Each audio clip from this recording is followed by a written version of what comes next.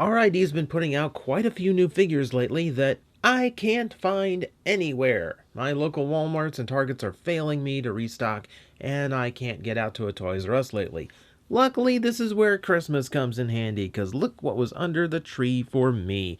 We're going to discuss the brand new R.I.D. Starscream. Now, this one in particular is the Toys R Us version, though from people who actually have the retail version, from what I hear, it's completely identical. So this will count for both of them, whether you got it at any store, really. This will work. So, as we can see here, he is back to being in his classic colors. It's very light gray with blue and red accents across the wings and across the top of the vehicle, and of course the yellow cockpit section. This is much closer to the G1 colors, of course, which is strange because R.I.D. is a sequel to Transformers Prime, where Starscream was anything but his G1 self. So this was pretty big of a departure. It is referenced in the show of, oh, you went back to your old body style. Because apparently they're still trying to pretend like the war and fall for Cybertron games was like actually connected. Oh, they're funny that way. So yeah, we have Starscream back as a very fast-looking jet. Going backward winged this time. So cue everyone who says this looks like Cyclonus. Though I do admit, this very long cockpit section does make me think Cyclonus a lot more than some of those claims tend to go. Yeah, this I honestly could see possibly being the Decepticon Knight. This is not a bad vehicle mode. It's definitely different from your typical Starscream, but not in a really bad way. You can tell where it gets some flaws from being in the R.I.D. line and having its simplicities shown. Of course, the arms just kind of pegged in under the wing. Not a whole lot of hiding the underkibble there. And of course, up top, you can pretty much tell those are going to be the robot mode legs. And the feet's right there in the back. No real thrusters as a result. It's a kind of a vague attempt to mold them into the bottom of the feet, but it doesn't really come across as much as I would like it to. So there's not really a lot to do in this mode. He's just a kind of fly around thing, because he's a jet, fly around. But there's really not a lot to do. Landing gears molded in, nothing flips down. I don't really have any here, so he just kind of rests there. He does have his guns on the sides. They're not nearly as deep in as usual, here in the tips of the wings, like he's an X-Wing or something. 2 X-Wing references in 2 random reviews this week. I'm on a roll. But you can unpeg them. There's little holes here, but they're no good now, so we'll just set those to the side. I guess we can just begin transforming, because really, there's nothing more I can show you. The details are pretty thin, the paint is a little bit sparse, little bits here and there, and that's about it. And yeah, he kind of has that look of R.I.D. Yeah, he's not the most complex thing in the world kind of thing going on. But who knows? Let's get him to robot mode. Maybe he'll surprise us. We undo the wings here and go under the underside to undo the arms. While we're here, we might as well flip out the hands and get those ready for their spot. Next up, we're going to unclip this from the side, hinge the arms down this way, which if I flip the whole thing back over, you'll notice is where parts of his chest are. Just like Trigger Happy in my last review, yeah, he does kind of have this very similar, half torso and arm transformation thing. Cyclonus had something like that too, so similarities continue. For there, we're going to unclip the wings so we can get the legs folded all the way down. There's little tabs that will connect the wing, the back of the knees in place, so make sure those get pressed in. I will tell you that when transforming, the tabs on here, because these legs are kind of thin, sometimes these tabs will get pressed in rather than actually open up and connect the tab in place. So you have to make sure those connect in when you're transforming it back to vehicle mode. Here's a trick that you have to get just right. Get that down in. It's going to be a little bit of resistance, but it does connect up the way it's supposed to. Sometimes it's a little bit of scraping involved to get those parts where they need to go, but got that smooth that time. That's good for camera. Fold the wings like so. We get the torso. connect it in and listen for all the clickies. There we go. Everything's snapped into place. Go ahead and put the guns where you would expect them on Starscream, mounted on the arms. A little bit lower than usual, but hey, they're on the arms, so that's all that counts. And we just make sure everything's still staying in place. We can get him stood up on the display stage, and that will be our Starscream in robot mode. It's not a bad transformation. Yeah, there's a few parts that are kind of obvious in his vehicle mode, but for the most part, he does have a decent transformation to him. There's a couple tricks in there that I do like. I like how the wings and the nose cone all kind of fold up onto the back. It does have a few tricks in spite of the line it comes from. I often find R.I.D. does have some nice transformation engineering, so he does have some good points to him. Looking over the head, that's definitely Starscream. Black head, silver face, red accents.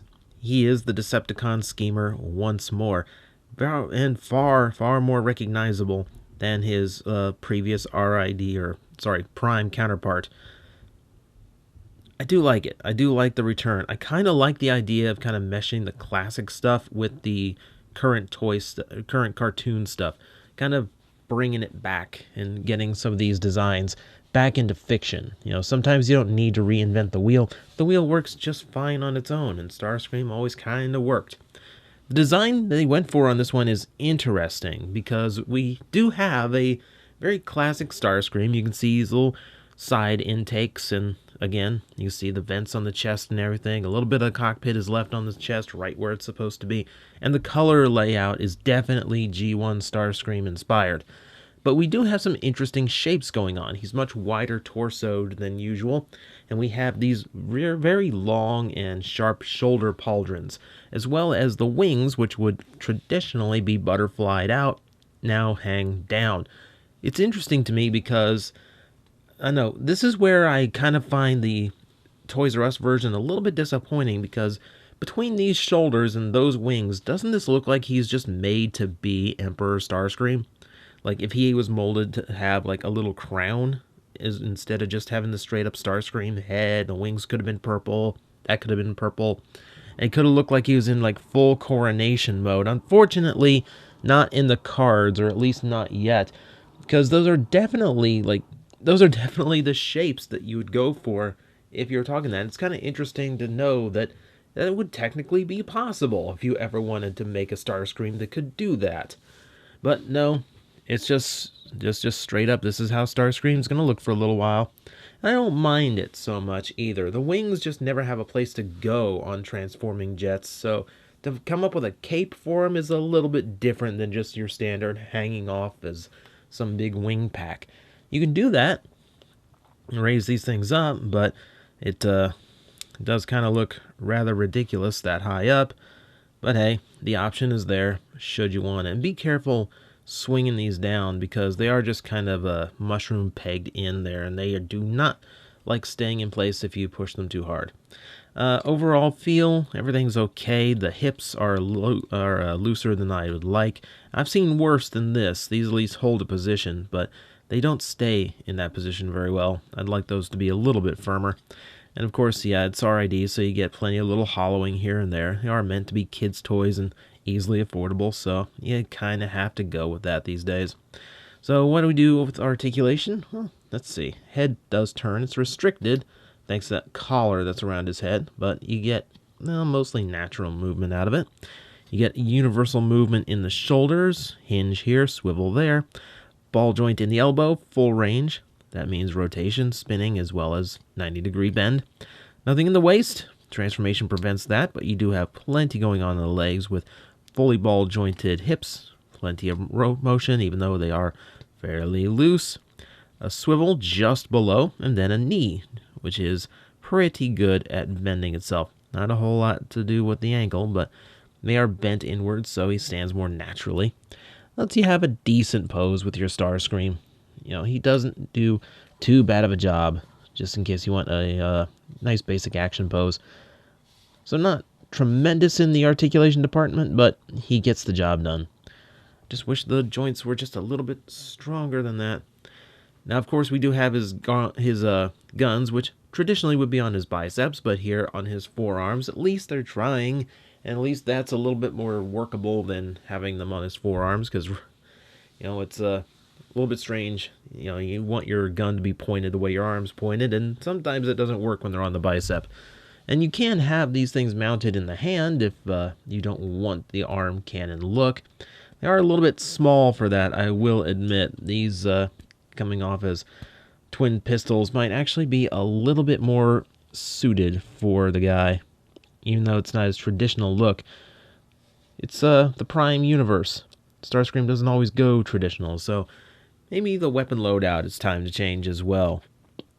That, my friends, is the new R.I.D. Starscream. If you can find it for, your 15 or even on sale, it's not a bad toy. Not a bad toy at all. He's got the usual issues that R.I.D. tends to have, that jet transformers tend to have sometimes.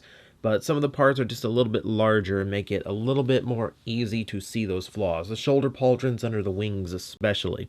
The robot mode does look good. He does have plenty of color to him. Definitely invokes the G1 Starscream. Maybe a little bit lacking in some parts, but for the most part, he forms a decent enough figure, and he does stand above average for the R.I.D. line. So I'm not unhappy with the toy. I wish the hips were a little bit better. That might be a mileage may vary thing, so have floor polish on hand just in case. For now, though, it's nice to see a Starscream back in the deluxe size, back in the gray and the red, and I genuinely wouldn't mind a ton of repaints of this thing.